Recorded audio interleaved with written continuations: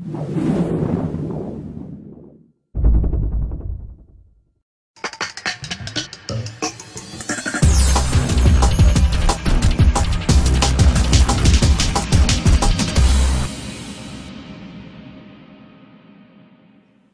deň, vítam vás pri ďalšej videorecenzii na pda.sk.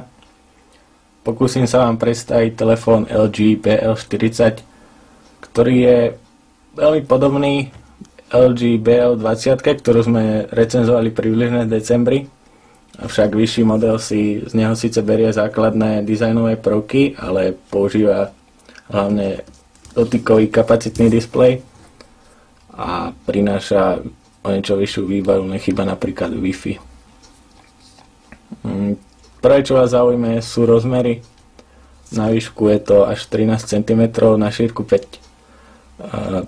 Občas ho preto cítite vo vrecku, ale nie je to až také hrozné.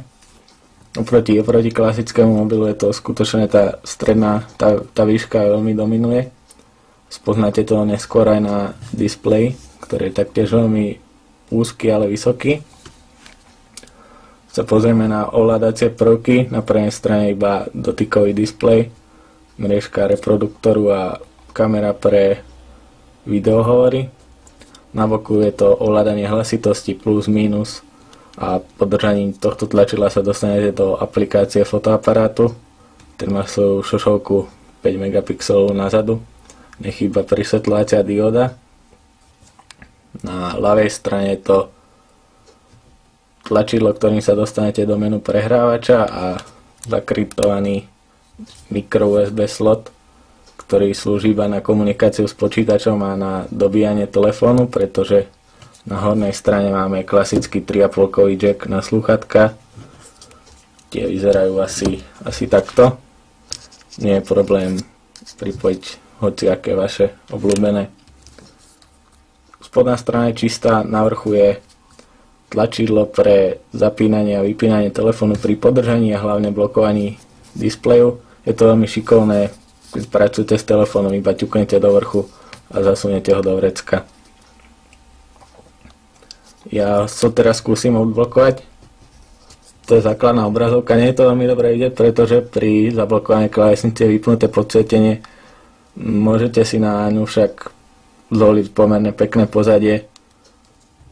Ďalej je tu základný údaj o čase, prípadne neprijaté hovory a to odblokovanie ide pohybom prsta na vrchu. Dostanete sa na základnú obrazovku. Mám tu teraz počasie, kalendár, môžete ich ľubovoľne posúvať alebo vložiť poznámku. To je veľmi dobrý nápad, avšak mám k nemu drobné výhrady, pretože zo 4 obrazoviek môžete widgety vložiť len na tú úplne ľavú. Na túto obrazovku môžete vložiť iba kontakty, na túto iba záložky webového prehliadača a na štvrtú iba rýchlu voľbu pre rôzne aplikácie. Nedá sa medzi nimi teda rôzne posúvať, widget nemôžete dostať na inú obrazovku ako na ľavú, bohužiaľ.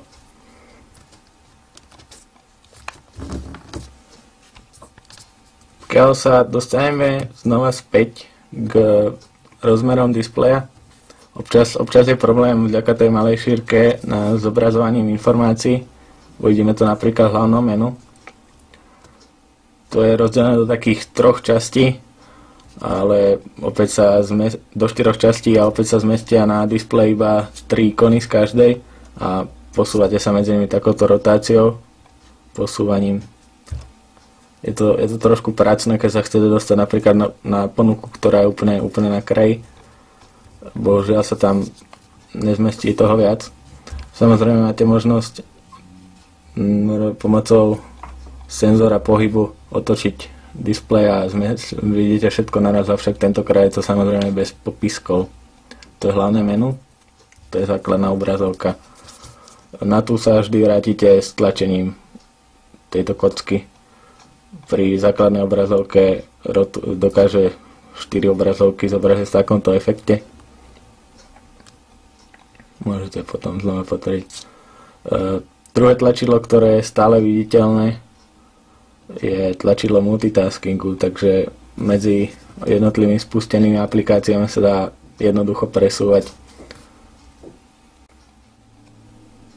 Pri dotykových telefónoch je vždy otázka zadávania textu, pretože neobsahujú žiadnu hardwareovú klávesnicu.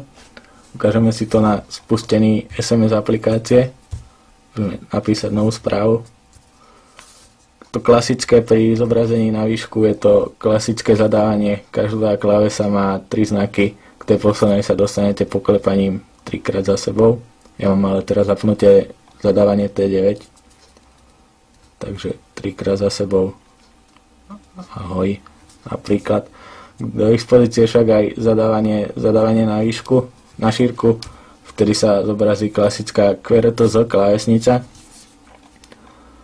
Trochu problém je so špeciálnymi znakmi. Napríklad dlhé A je na kraji, ale k tým ďalším sa dostáva len veľmi, veľmi zložito. Ale písanie vďaka tej šírke dosiahnete na aj bočné klávesy obidvomi palcami, takže pri šírke sa na tom dá písať. Samozrejme vyžaduje to nejaký zvyk, pretože aby ste dokázali stlačať všetky klávesy bez preklepov, chvíľu to potrvá. Pre majiteľov takéhoto telefónu bude zrejme prioritou použitie multimédií, že napríklad fotoaparát, dá sa k nemu samozrejme dostať cez spomínané tlačidlo. Ten veľmi široký displej zobrazí fotky iba na orezanej časti, teda fotí sa iba na ten výrez. K dispozícii však veľmi slušné nastavenia aj s podobnými efektami. To ovládanie aplikácie je veľmi, veľmi šikovné. Dokážete ovládať blesk, je tam nejaká animácia. Fotí sa potom klasicky hardwareovým tlačidlom po zaostrení a cvaknutí.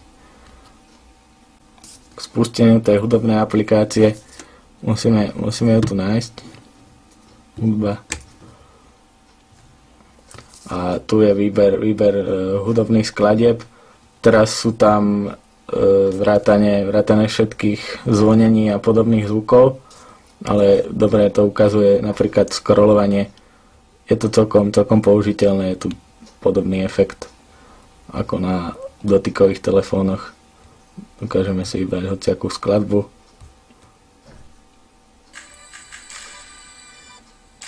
A to prehranie vyzerá asi takto, je to veľmi jednoduché. Telefón môžete zablokovať, vložiť do vrecka, počúvať len cez slúchadlá.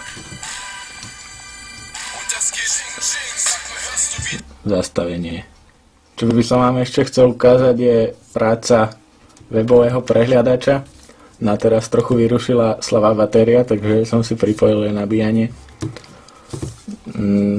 Webový prehľadač viete zobraziť takto na šírku, vidíte tam našu stránku pda.sk. Na šírku je to veľmi použiteľné. Vďaka šírke vidíte všetok text naraz. Iba scrollujete vlastne iba dole. Zoomovanie textu je potom klasickým multidotykom. Občas to trošku krýva. Je treba byť možno trochu pomalší pri tých gestách. Nerozumiem však tejto lište, ktorá sa zobrazí iba niekedy a čisto náhodne. Väčšinou pri zobrazení na šírku máte problém, keď chcete navštíviť inú adresu, neviem si tú lištu nejako vyvolať, aby sa zobrazila vtedy, kedy ja chcem. Jednoducho je treba telefón otočiť na výšku a vtedy sa tam zobrazí. Môžeme zadať znova inú adresu. Tak ako funguje zadávanie adresy QWERTY klávesnicou, funguje to aj vo webovom prehliadači. Opäť mám k dispozícii plnú QRTZ. Neviem prečo nefunguje to však pri zadávaní napríklad hesla k Wi-Fi sieti, vtedy jednoducho telefón nejde otočiť na QWERTY klávesnicu, treba to tam naťukať. Toľko asi z prehľadača. Ďakujem vám za pozornosť. Opäť sa teším na budúce.